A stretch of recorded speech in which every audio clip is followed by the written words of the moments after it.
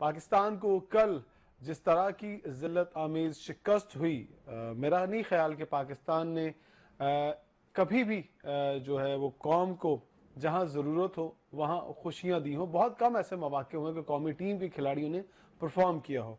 और हम कल के मैच की भी बात करेंगे जो कल गुजर गया, लेकिन बड़ी खबर जो आज सुबह आई है वो ये है कि फ़खर जमान जो है, जिनके ऊपर रिलाई किया जा रहा था, जो वाहिद ओपनर थे हमारे 15 रुकनी स्क्वाड में, वो भी अनफिट होकर चैंपियंस ट्रॉफी से बाहर हो गए हैं। अब उनकी रिप्लेसमेंट क्या आएगी इसके ऊपर भी हम बात करेंगे।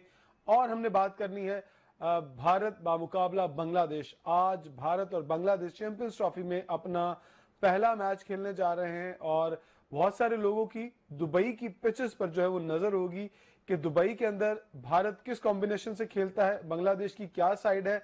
अभी तक लोगों को ये नहीं पता कि बांग्लादेश किस साइड से और किस स्ट्रेंथ से जो है वो शामिल हो रहा है चैंपियंस ट्रॉफी के अंदर। भारत का भी पता है, ऑलमोस्ट सारी टीमों का पता है, लेकिन सिर्फ बांग्लादेश की टीम के बारे में लोगों को थोड़े से कंफ्यूजन है कि वो किस तरह की टीम बनाकर लेकर आए हैं। उन तमाम पॉइंट्स के ऊपर हमने गुफ्तगू करनी है। आज हमें स्टूडियो में ज्वाइन किया है ज़ोहेब नबी, क्रिकेट एनालिस्ट हैं, क्रिकेट एक्सपर्ट है, खुद भी क्रिकेट खेलते हैं और कप्तान भी हैं कॉर्पोरेट में एक टीम के। वो हमारे साथ होंगे और हमारे साथ होंगे रोज की तरह शाहनवाज राना साहब, जो कि इंतहाई सीनियर मोतबर नाम क्रिकेट एक्सपर्ट, कमेंट्री का एक सीनियर और तजर्बाकार नाम, और बहुत सारे चैनल्स में प्रोग्राम होस्ट कर चुके हैं। बहुत अच्छा स्पोर्ट्स की जो बीट है उससे वाबस्ता रहे। राना साहब आपको भी खुश आमदेद कहूंगा और भी आपको कहूंगा। सबसे पहले हम आगाज कर लेते हैं ज़ोहेब, क्योंकि आज हमारे मेहमान हैं। ये बताइएगा पाकिस्तान की जो कल की परफॉर्मेंस है, जिस तरह से कौमी टीम ने कल परफॉर्म किया, आप एक्सपेक्ट कर रहे थे कि ये होगा? Thank you Imran for having me in your show. Definitely expectation तो यही थी कि पाकिस्तान की परफॉर्मेंस इसी किस्म की आएगी, क्योंकि हमारी टीम सिलेक्शंस अगर आप देखें तो वो ही अच्छी नहीं थी। अगर आप देखें कि काफ़ी टीम्स ऐसी हैं वो अपने एक्सपीरियंस प्लेयर्स के साथ आते जा रहे हैं, प्रॉपर तैयारी के साथ आए हैं। अगर आप पाकिस्तान में देखें, सबसे इंपॉर्टेंट चीज़ जो आपका 50 ओवर्स की जो गेम होती है उसमें आपके ओपनर्स की रोल प्ले करते हैं। तो हमारे पास अगर आप ये देखें कि हमारे पास सिर्फ एक ओपनर था, फ़खर जमान, वो भी अनफॉर्चुनेटली आज अनफिट होकर बाहर हो गया।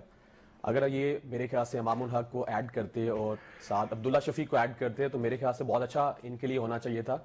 लेकिन अगर आप देखें स्पिन डिपार्टमेंट में भी देखें, आप 10 ओवर्स के बाद 25-30 ओवर्स तक हमें विकेट चाहिए होती हैं। अगर आप देखें कि ब्रार हमारे पास एक ही स्पिनर के साथ हम जा रहे हैं, पार्ट टाइमर कुशल शाह को हमने ऐड किया हुआ है, इसके अलावा हम सलमान अली आगा से बॉलिंग करवा लेते हैं। तो मेरे ख्याल से हम काफ़ी ज़्यादा मेरे ख्याल जो प्लानिंग थी उसमें काफ़ी ज़्यादा लैग कर रहे हैं। खाली प्लेयर्स के ऊपर बात नहीं आती, जो हमारे कोचेस हैं, इतने हाई पेड कोचेस हैं, उनका भी रोल होना चाहिए कि एक टूर्नामेंट है उसकी तैयारी होनी चाहिए। आपने 2 साल 3 साल उसकी प्लानिंग करनी चाहिए। इतने अरसे के बाद, आई थिंक 29 ईयर्स के बाद हमारा पाकिस्तान के अंदर एक इतना बड़ा इवेंट हो रहा है, आईसीसी का इवेंट है, हम होस्ट कर रहे हैं।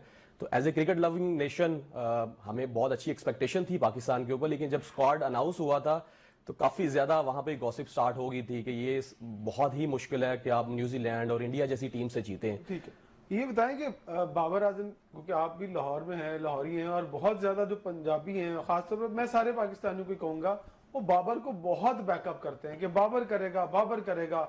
और बाबर को बहुत सारे लोगों ने समझाया यहाँ पर कि भाईजान बस कर दो, जाके फर्स्ट क्लास खेलो, फिर आगे आप जो है वो इंटरनेशनल क्रिकेट में आप अपने तजुर्बे कर लेना। आपको लगता है कि बाबर की क्लास है और क्वालिटी नहीं है, क्वालिटी ऑफ शॉट्स नहीं है एक्स्ट्रा? देखिए बिल्कुल इमरान, आपकी बात ठीक है। 2 साल पहले से आप क्रिटिसाइज कर रहे हैं, आपके ऊपर भी काफी लोगों ने क्रिटिसाइज किया कि एक ही प्लेयर है बाबर आजम, आप उसके ऊपर भी क्रिटिसाइज करते रहते हैं और हम लोग काफी इस चीज में डिबेट करते थे। लेकिन आज वो चीजें सच साबित हो रही हैं जो आप 2 साल पहले ये कहते थे कि हमने एक प्लेयर को बहुत ज्यादा सुपरस्टार बना दिया। नो डाउट उसकी अच्छी एवरेज है।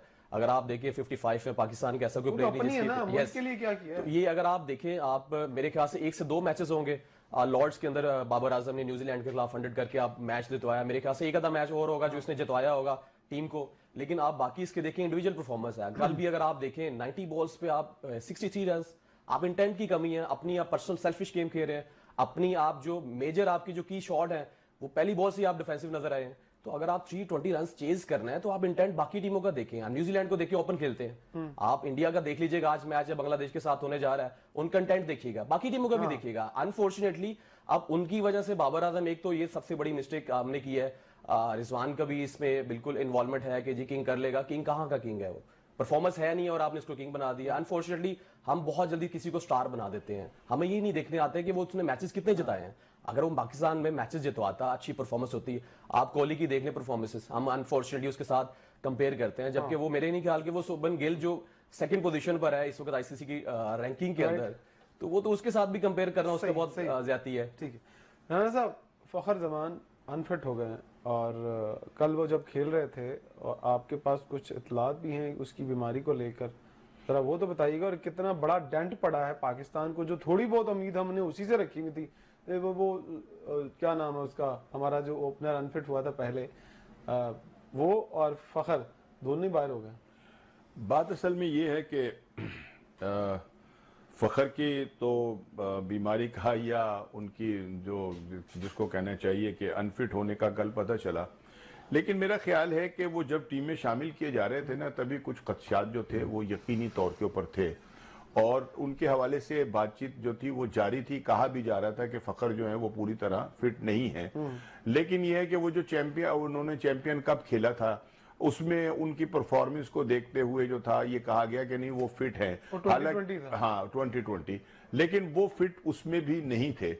अब सवाल यहाँ ये पैदा होता है कि अगर तो बोर्ड के कुछ लोगों को ये पता था कि वो मुकम्मल तौर के ऊपर अनफिट हैं और उनके अभी मामला जो हैं वो खासे पेचीदा हैं, तो उन्हें फिर फखर को मतलब ये कि कुर्बानी का बकरा नहीं बनाना चाहिए था, उनको टीम में शामिल नहीं करना चाहिए था, बल्कि ये कि हमारे पास और बहुत सारी परफॉर्मेंसेस थी जिनको के टीम के अंदर रखकर और एक अच्छा कॉम्बिनेशन जो था टीम का बनाया जा सकता था। उसके अंदर सबसे नंबर 1 जो है वो आपका इमामुल्लाह का आता है कि जिसका तजर्बा भी है, जिसकी एवरेज भी है, जिसका टेम्परामेंट भी है वनडे खेलने का, ठीक है ना।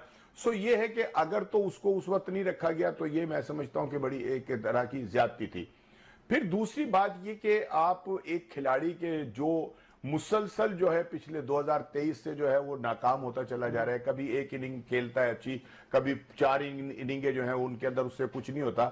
मैं बाबर आजम की बात कर रहा हूं, ठीक है ना। ऐसे ही है। तो उनको भी आपने एक तरह से या तो किसी, मैं समझता हूं कि साजिश के तहत उनको मजबूर किया गया कि नहीं जी अगर आपने टीम में होना है तो आपने एज ए ओपनर ही खेलना है। वो लगता है कि साजिश के तहत हो सकती है, कैसे हो सकती है। और अभी तो आप सुनिएगा कि जब ये सारे मामला जो है ना जरा थोड़ा सा निकलेंगे ना, जब हम ये चैंपियन ट्रॉफी से बाहर, तो फिर आपको पता चलेगा कि टीम के अंदर क्या क्या साजिशें जो थी वो हो रही थी जब चैंपियन ट्रॉफी चल रही थी।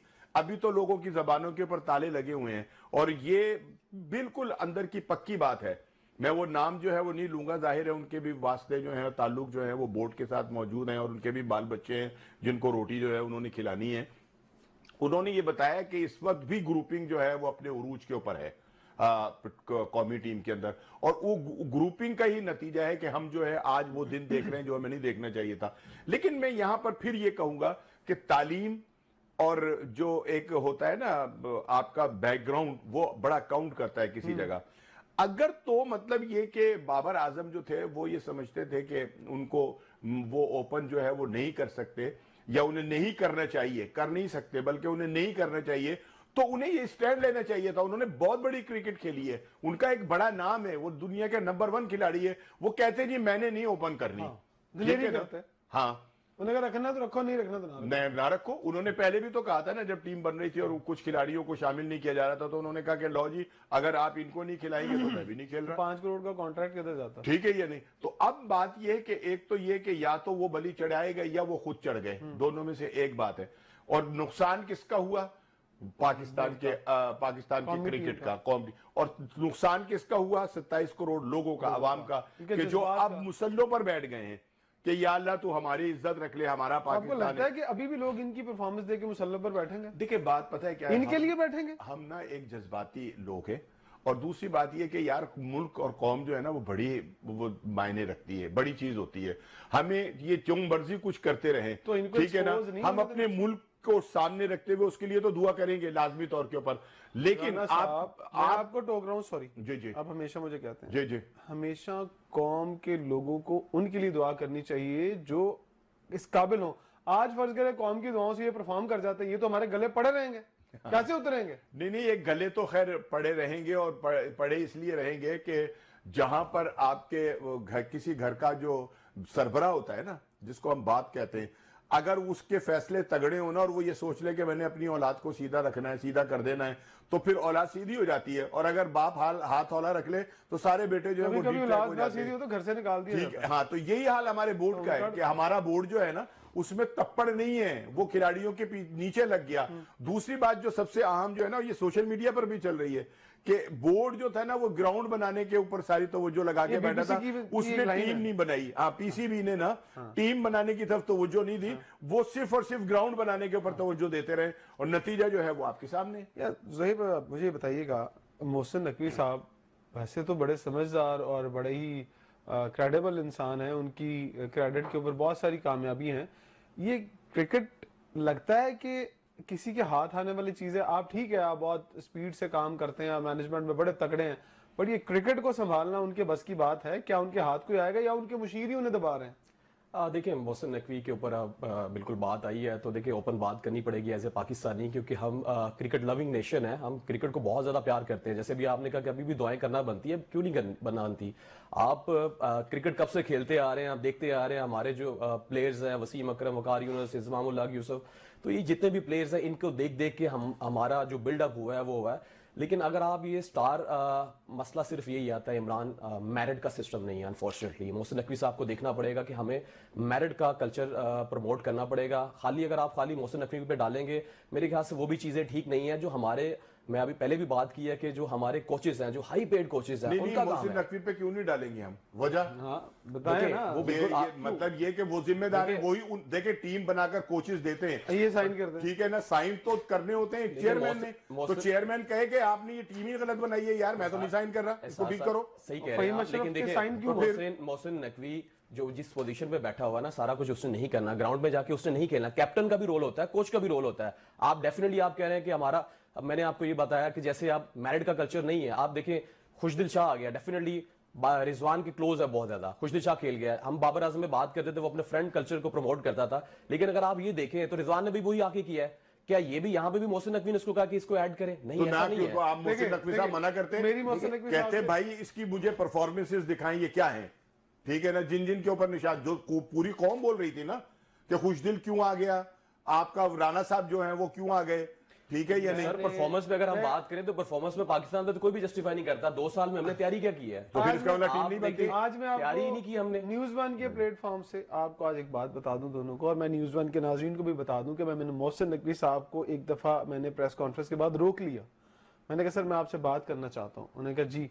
मैंने कहा सर ये जो क्रिकेटर आपके इर्द गिर्द हैं ये आपको ले डूबेंगे, ये क्रिकेट का बेड़ा गर्क कर देंगे। उन्होंने, मैंने कहा सर अगर आपको क्रिकेट को अच्छा करना है तो जो क्रिकेट का दर्द दिल रखने वाले कुछ सहाफी हैं, जिनको अंदर की बातें पता है, उनको बुलाएं, उनको बिठाएं।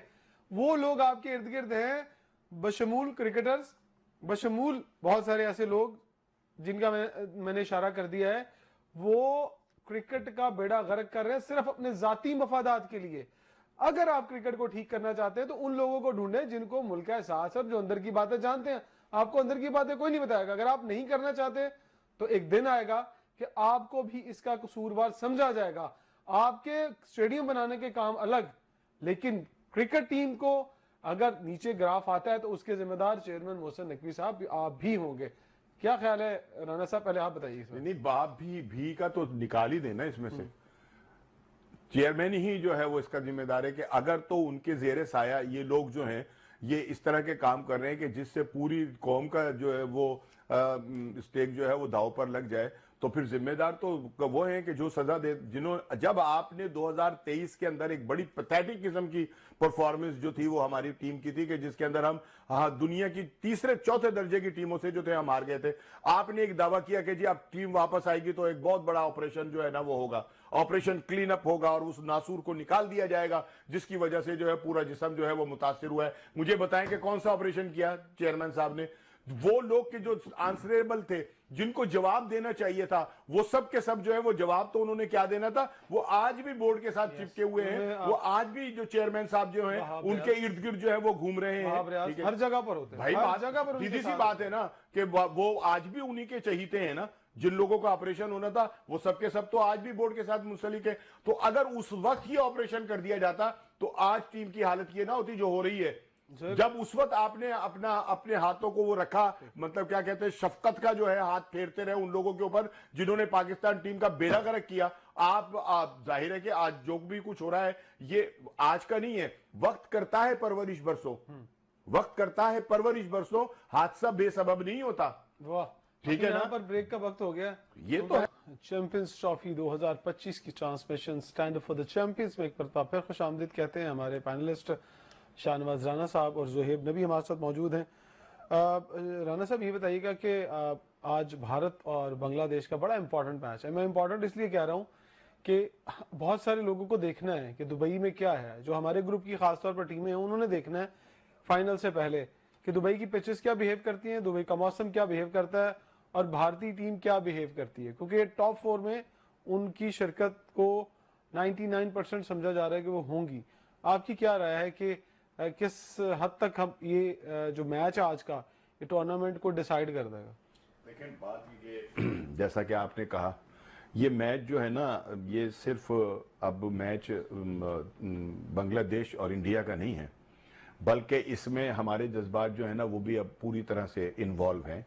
और उसकी वजह यह है कि हमने ना हमेशा जब भी कोई बड़ा टूर्नामेंट आता है ना तो पूरी कौम की नहीं बल्कि हमारा एक वो बन गया, वतीरा सा बन गया है कि हम डिस्कस ये करते हैं कि कौन सी टीम किसको हराएगी, कौन सी टीम जो है वो ज्यादा बेहतर अंदाज में खेलेगी, किसको किसे हराना चाहिए और किसको किससे हार जाना चाहिए। फिर हम जो है वो फाइनल के लिए जो है वो या टॉप 4 के अंदर जो है वो जगह बना पाएंगे। सेम सूरत हाल अब भी यही है कि अगर आज के मैच में कोई अपसेट होता है और बांग्लादेश जो है जिसमें ये मैं ये समझता हूं कि सलाहियत तो है उनके अंदर, सारे खिलाड़ी वो हैं जो एक अरसे से अपनी टीम के साथ खेल रहे हैं और बड़ा जेल होके जो है वो खेलते हैं, तो वो अगर भारत को हराने में कामयाब हो जाती है तो फिर तो पाकिस्तान के अंदर यहाँ शादियां नहीं बजेंगे, बल्ले बल्ले हो जाएगी कि यार को थोड़ी सी जो है वो मुर्दा जिस्म के अंदर जो है ना वो ऑक्सीजन जो है वो गई है और थोड़ी थोड़ी सांसें जो है वो बहाल हुई हैं। तो इस हवाले से ये मेरा ख्याल है कि ये मैच बड़ा इंपॉर्टेंट है और इसका हमें इंतजार है। देखिए 4 से 5 6 बल्कि तगड़े ऑलराउंडर हैं इस वक्त बांग्लादेश के पास और 2 विकेट कीपर के साथ वहां हैं। हम भी 2 विकेट कीपर के साथ हैं, लेकिन खेलेगा तो एक ही विकेट, एक ही खेलेगा। हो सकता है वो दोनों को एज ए बैट्समैन को खिलाएं, रहीम जो है वो एज ए बैट्समैन खेलेंगे, बैट्समैन भी और विकेट कीपर भी हो सकता है वो विकेट कीपर साथ खिलाएं। लेकिन आपको क्या लगता है कि आपने भी कहा कि जी वो कुछ ऐसा हो सकता है कि टूर्नामेंट का अपसेट हो जाए, है ऐसी को मुझे नहीं, ये तो मैंने एक मतलब एक सिर्फ एक हल्की सी एक मासूमाना ख्वाहिश थी जिसका इजहार किया है ऑफसेट। लेकिन ऑफसेट यार ये असल में जो खेल है ना ये होता है मैदान का। ये हम यहाँ पे बैठ के चाहे जितने कयाफे जो है वो मिलाते रहें, जितनी हम मतलब ऊपर तले कर सकते हैं, जाहिर है हमारी ड्यूटी है ना, हमें तनख्वाह इस चीज की मिलती है कि हम पानी डाल डाल के ना बातों को लंबी लंबी करें और इधर उधर की मारें। लेकिन असल में तो फैसला और जो खेल का जो नक्शा होता है ना वो ग्राउंड के अंदर आकर होता है। बाज़ औक़ात हम बड़ी बड़ी टीमों से बहुत तवक्कुआत वाबस्ता कर लेते हैं, लेकिन वो डे उनका नहीं होता, वो दिन उनका नहीं होता और कुछ भी गड़बड़ जो है हो जाती है। लेकिन जो आपने एक बात की है ना, मैं बिल्कुल उसको सेकंड करूंगा और मैं उससे मुत्तफिक हूं कि पाकिस्तान टीम को ना ये पता चल जाएगा कि इंग्लैंड ना दुबई की जो विकेट है, दुबई का जो मौसम है, दुबई का जो एनवायरनमेंट है, दुबई का जो वो क्राउड है, उसका मूड जो है वो क्या है। तो इस हवाले से मतलब ये कि आसानी हो जाएगी। लेकिन मैं जाएंगे और चक्रवर्ती को मेरे ख्याल से ये ऐड करेंगे क्योंकि इसकी रीजन ये है कि बांग्लादेश के पास लेफ्ट हैंडेड बैट्समैन बहुत ज्यादा हैं, तो मेरे ख्याल से वो एक अच्छा ट्रम्प कार्ड हो सकता है इनके लिए। कुलदीप नो डाउट बहुत अच्छी इनके पास एडिशन है, 2 प्रॉपर स्पिनर, 3 फास्ट बॉलर और हार्दिक पांड्या की ऑप्शंस, तो बहुत स्ट्रांग अभी भी इनके पास बॉलिंग लाइनअप है। लेकिन ये है कि कुछ डिफरेंट करना पड़ेगा आज बांग्लादेश को, कुछ ना कुछ अगर चांस लेना है तो एक इनका प्लेयर है जो रिसेंटली अभी ऐड हुआ है इशाद मिनाज, वो लेग ब्रेक बॉलर है, बहुत अच्छा बॉलर है और लेफ्ट हैंडेड बैट्समैन भी है। अगर तो वो क्लिक करता है इंडिया के लिए, इंडिया के पास खब्बे भी हैं सारे, नो डाउट है, लेकिन इंडिया के लिए चैलेंज हो सकता है। नहीद राना पेस बॉल करता है, वो भी एक अच्छी इनके पास ऑप्शन है, तो चांसेस बहुत कम है, लेकिन क्रिकेट है, कुछ भी पॉसिबिलिटीज हैं। गुफ्तगू को हम कंटिन्यू करेंगे, लेकिन हमारे साथ मौजूद हैं न्यूज़ 1 के sports correspondent, senior sports journalist Sheikh Ejaz साहब। शेख साहब मुझे ये बताइएगा कि क्या अपडेट हैं फखर के रिप्लेसमेंट के हवाले से आपके पास? देखें, इमरान आज जैसे खबर आ गई थी कि वो ट्रैवल नहीं करेंगे, तो उन्होंने आज उन कौमी टीम के साथ ट्रैवल नहीं किया। इमामुल हक का नाम भेजा गया है आईसीसी टेक्निकल कमेटी को। अब बाज़ाब्ता मंजूरी टेक्निकल कमेटी देगी और टेक्निकल कमेटी के बाद ऐलान मेडिकल टेक्निकल कमेटी जो है तो उसके बाद ये फैसला होगा कि ओके हो गया, तो फिर पीसीबी की तरफ से उनको वीजा वूजा अप्लाई कर दिया गया है। तो अब इमामुल हक का नाम फाइनल किया गया है। और चूंकि इमामुल हक की वजह ये हुई है कि उन्होंने डोमेस्टिक प्रोग्राम में भी हैं 98 रन उन्होंने जनूबी अफ्रीका के खिलाफ जो प्रैक्टिस सेशन हुआ था, एक मैच हुआ था उसमें उन्होंने 98 रन किए थे, तो उसको बुनियाद बनाते हुए प्रेफरेंस दी गई है। तो बाकी जो वजूहात है मेरा ख्याल है वो आप भी जानते हैं। और आज भी वो खेल रहे हैं पीटीवी की तरफ से 4 रोजा मैच। हाँ जी, 4 रोजा मैच खेल। अच्छा शिक्षा ये बताया कि 4 रोजा अगर मैच खेल रहा हो प्लेयर तो मैच छोड़ के वो जा सकता है अपना? देखिए ये फौरी तौर पर तो उधर जाना भी नहीं है क्योंकि कल प्रैक्टिस है, 23 तारीख को एक मैच है, 2 दिन तो मैच भी 4 दिन का है। तो हाँ जी, तो उसके बाद निकल आएगा प्रैक्टिस सेशन ये करके कोई बहाना कितने मैच बहाना नहीं, कौमी टीम में उनका नाम है तो उसमें बहाना छोड़ सकते हैं। और एक दिन पहले शायद वो जाएंगे तो वहाँ कौमी टीम के साथ बैठकर वो मीटिंग भी करेंगे और प्रैक्टिस सेशन में भी शामिल होंगे, वरना यहाँ से ही उन्हें जाके फ्लाई करके शेख साहब जाना पड़ेगा। जी जी जी जी जी जी कि सबसे पहले जो मुल्क है ना वो तरजीह होता है। डोमेस्टिक की कोई अहमियत नहीं है, डोमेस्टिक की क्या अहमियत है? सही कह रहे हैं। पाकिस्तान को जरूरत है तो उसमें 4 समय ही देखेंगे, उसको निकालेंगे वो चला जाएगा। तो इसमें कौन सा उस पर डिसिप्लिन की यही पूछना चाह रहे थे, हमारा भी यही कहना था, यही पूछना चाह रहे थे। अच्छा दूसरा बताएं कि टीम आज कब रवाना हुई और क्या कोई प्रैक्टिस सेशन है, आज रेस्ट करेगी, क्या है? आज टीम दुबई पहुंचेगी, दुबई पहुंचने के बाद आज बिल्कुल आराम करेगी और कल उसका प्रैक्टिस सेशन है दुबई ग्राउंड में। तो फिर जो 23 तारीख है यानी कि सैटरडे बनता है तो वहां पे फिर इंडिया के साथ पाकिस्तान का मैच है। आज इंडिया का बांग्लादेश के साथ मैच है और पाकिस्तान के लिए ये जो इंडिया का मैच है डू और डाई वाला मैच है, क्योंकि पहले जो पॉइंट लूज करके न्यूजीलैंड के खिलाफ, तो 2 मैचेस जीतने चाहिए कम से कम। बांग्लादेश के खिलाफ ज्यादा मार्जिन से जीतना होगा ताकि एवरेज भी ठीक रहे। और अगर इंडिया को हरा दिया तो हमारी कौम की जो हालत है, जो पोजीशन है, वो कहेंगे अब चैंपियंस ट्रॉफी हम जीते या हारे हमें तुमसे प्यार है, वो तो फिर सामने आएगा। तो ये है कि इंडिया के खिलाफ जो मैच है ना वो बड़ी अहमियत का हामिल है और उसी में ही सब कुछ है। अब चैंपियंस ट्रॉफी है तो सिर्फ इंडिया का मैच है, वही फाइनल है, वही पाकिस्तान के लिए सब कुछ है। अच्छा शेख साहब ये बताइएगा कि क्या फखर जो है वो टीम के साथ ट्रैवल कर रहे हैं या मतलब ये कि अब उनको बिठा दिया गया कि आप इलाज कराएं अपना?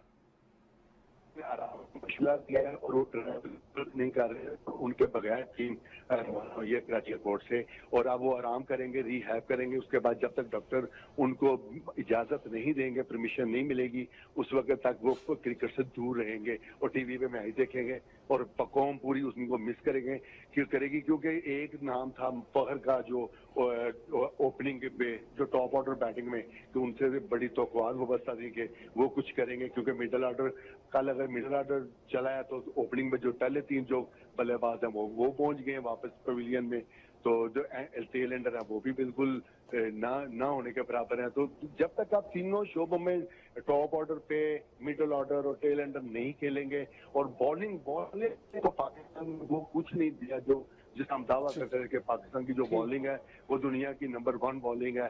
तो उसमें शहीन की जो देख लें बॉलिंग, नसीम शाह की देख लें, इब्रार की देख लें बॉलिंग, तो बॉलिंग ने तो इतना मायूस किया कि अगर बॉलिंग अच्छी हो ना तो 270-80 पे अगर न्यूजीलैंड को आउट कर दिया। एक सवाल शेख साहब से मैं और पूछ ले शेख साहब, हारिस रऊफ के हवाले से क्या खबरें हैं, क्या रिपोर्ट है?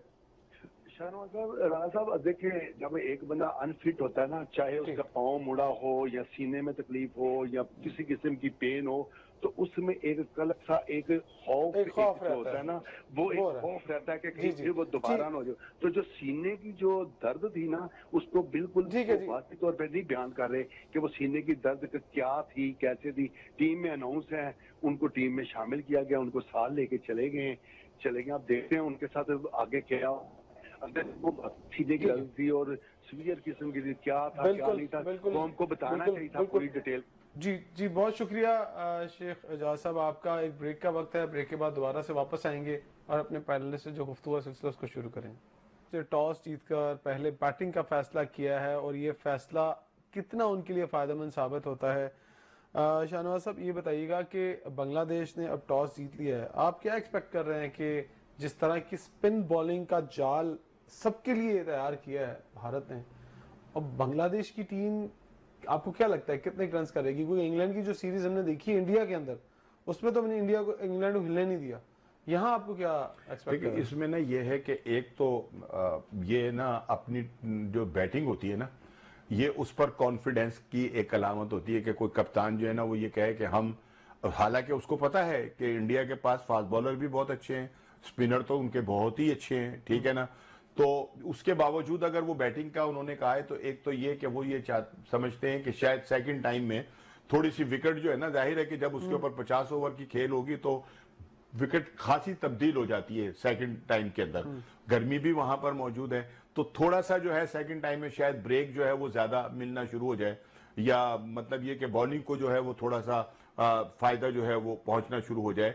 तो इसी तमाम चीज को सामने रखते हुए उन्होंने ये फैसला किया, और ये भी है कि वो हो सकता है कि वो ये सोच रहे हो कि बड़ा स्कोर रख के सामने बोर्ड के ऊपर रखकर तो भारत को अंडर प्रेशर जो है वो किया जा सके। लेकिन मेरा ये ख्याल है कि भारत जो है वो एक मुकम्मल पैकेज का नाम है, उनके पास बैट्समैन भी बहुत अच्छे हैं, उनके पास बॉलर भी बहुत अच्छे हैं, फील्डर भी बहुत अच्छे हैं। सो ये है कि इस तरह से अंडर एस्टिमेट करना जो है ना, मेरा ख्याल है कि वो तो नहीं होगा।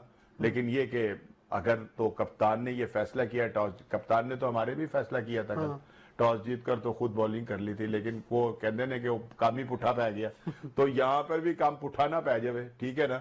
बाकी ये कि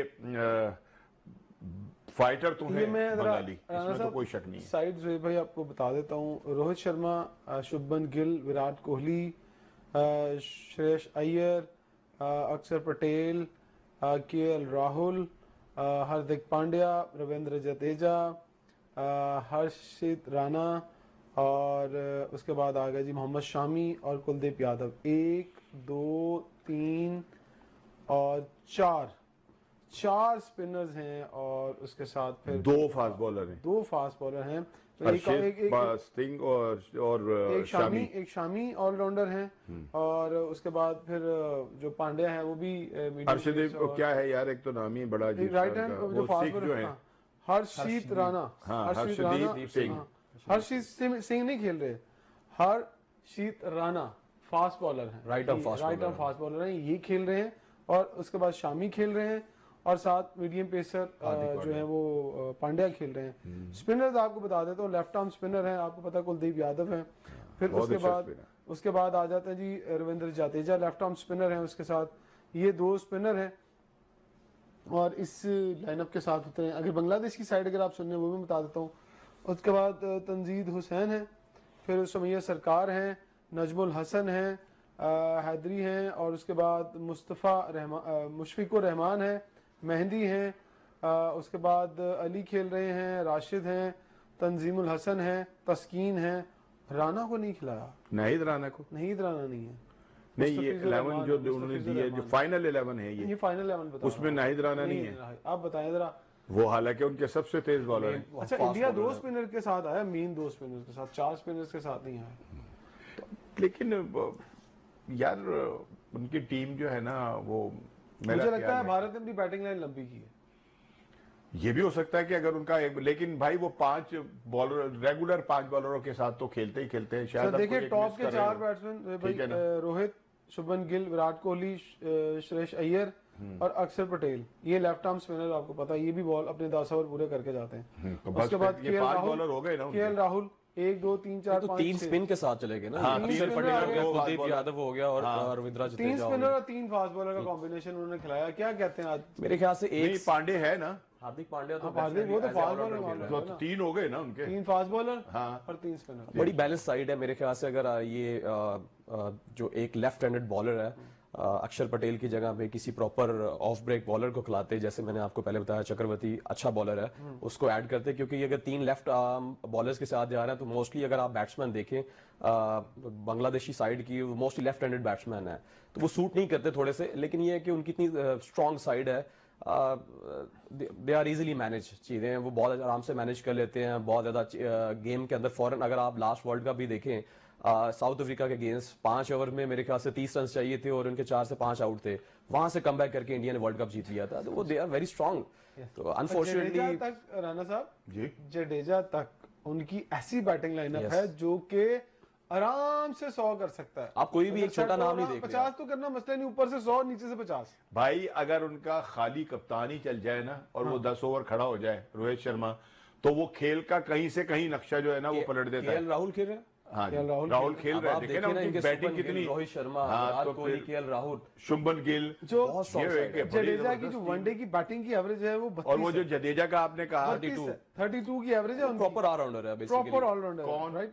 जडेजा की बैटिंग की जो एवरेज बता रहा हूँ आपको, वो उनकी 32 की है। यार वो तो उनकी टीम का ना एक ऐसा Regular उसकी आप फील्डिंग देख ले, आप वो फील्डिंग के अंदर कमाल कर देता कोई एक अच्छा, इतने अच्छे अच्छे एक दो कैच वो जो पकड़ लेता है, उसके बाद वो तो एक मुकम्मल जिसको कहते हैं ना, जडेजा जो है वो तो एक मुकम्मल पैकेज है। हाँ, अनफॉर्चुनेटली आप देखें ना, मोस्ट ऑफ द टीम्स कहते हैं अपने एक्सपीरियंस प्लेयर्स को खिलाती है और रेगुलर खिलाती है। चाहे अब अगर आप जडेजा की परफॉर्मेंस देख लें, कोई इतनी एक्स्ट्राऑर्डिनरी परफॉर्मेंसेस लेकिन वो खेलता है। लेकिन वो रेगुलर खेलता है, वो फील्डिंग से अपने 10-15 रन स्कोर सेव कर। अगर आप कल फिलिप्स की फील्डिंग देख लें, मेरे ख्याल से 15 आवर्स के अंदर उसने पाकिस्तान के 20-25 रन सेव किए हैं। मुझे तो वनडे के अंदर मेरे ख्याल से 10 रन भी सेव करना इट्स अ ह्यूज डिफरेंस। और फिर जो कैच किया है उसने रिजवान आप वो का, देखे, हमारी की विकेट थी। मुझे लगता है कल का अगर मैच को डिफरेंस देखें, एक कैच और दूसरा फिलिप्स के 39 बॉलों के ऊपर 61 रन, 61 रन। ये मैच चेंज था। दूसरी तरफ से मैं अगर मैच को लूजिंग साइड की तरफ आऊं तो बाबर के 90 यार हम तो अपने पहले 10 ओवर के अंदर मैच हार गए थे भाई।